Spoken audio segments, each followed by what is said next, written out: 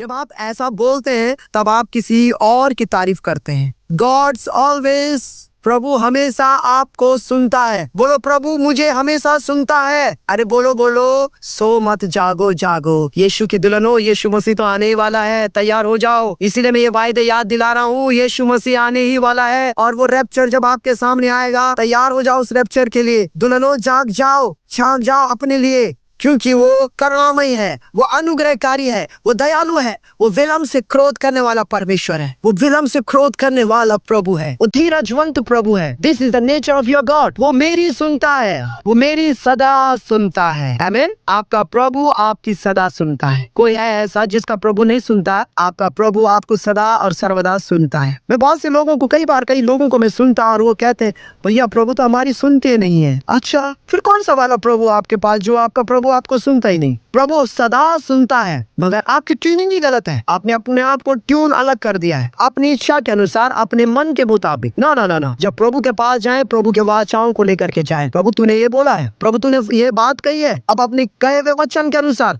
मेरे लिए पूरा कर। गुरु ने हमें कितनी अच्छी बात सिखाई, हे पिता जैसे तेरी मर्जी स्वर्ग में पूरी होती है वैसे जमीन पर भी हो। उसने हमें सिखाया हुआ है। क्या मैं इसे बोलता हूँ? क्या आप और हम इसे बोल रहे हैं रेगुलर कि पिता आपने बोला है, कि गुरु आपने हमें ये सिखाया, रबोनी यीशुआ आपने तो बोला है कि तेरा राज्य आए, जैसे तेरी मर्जी स्वर्ग में पूरी होती है वैसे जमीन पर भी हो जाए। स्मरण दिलाओ ना, बोलो ना उस वाणी को। ये दयालु परमेश्वर है, विलम्ब से क्रोध करने वाला परमेश्वर है। वाचाओं को याद कीजिए।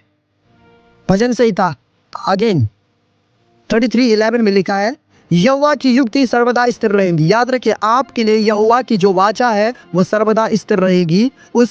उसके मन की कल्पनाएं पीढ़ी से पीढ़ी तक बनी रहेंगी। उसके मन की कल्पनाएं जो आपके लिए है वो पीढ़ी से पीढ़ी तक, युगान युग आपके लिए बनी और ठहरी रहेंगी। आमीन। वो वाचाएं आपके लिए जो की है वो रहेंगी। भजनकार इस चीज को कह रहा है, दाऊद का भजन इस बात को कह रहा है कि यहोवा की युक्तियां सर्वदा स्थिर रहेंगी। रहेंगी मीन्स तो रहेंगी।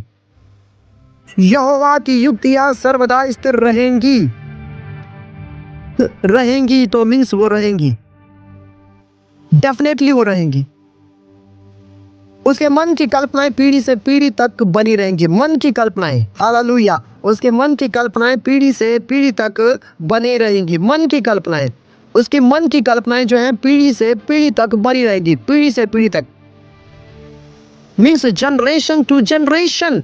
बोलिए, उसकी कल्पनाएं मेरे लिए पीढ़ी से पीढ़ी तक बनी रहेंगी।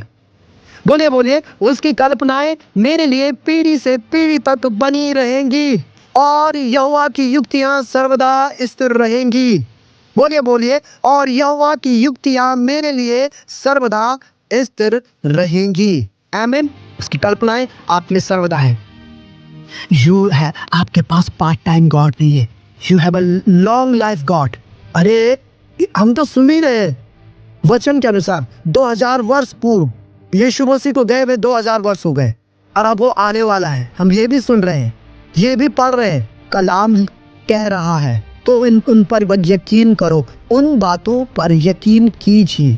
और यकीन करने के लिए आपको पवित्र वचन चाहिए, क्योंकि ये याद दिलाएगा। या तो कोई व्यक्ति याद दिलाए या तो वचन खुद पढ़ के उन्हें याद कर लो। आमीन।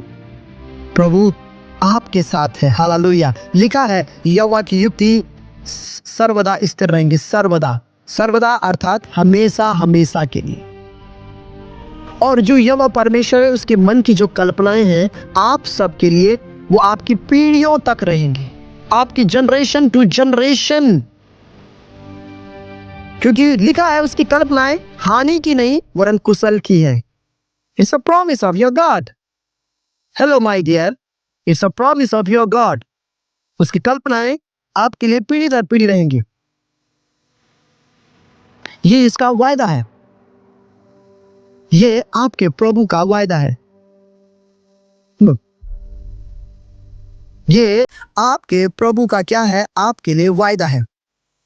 और इस वायदे में हम अगर और आगे जाएं, देखो उसने एक वायदा किया था बागे अदन में। जब हम बुक ऑफ जेनेसिस को देखते हैं, उत्पत्ति को देखते हैं, चैप्टर 1 को वर्स नंबर 27 और 28 को देखते हैं, वहां एक वायदा है परमेश्वर का। कितने लोग हमेशा इस वायदे को याद करते हैं? कितने लोग इस वायदे को बोलते हैं? वहाँ एक वायदा किया परमेश्वर ने।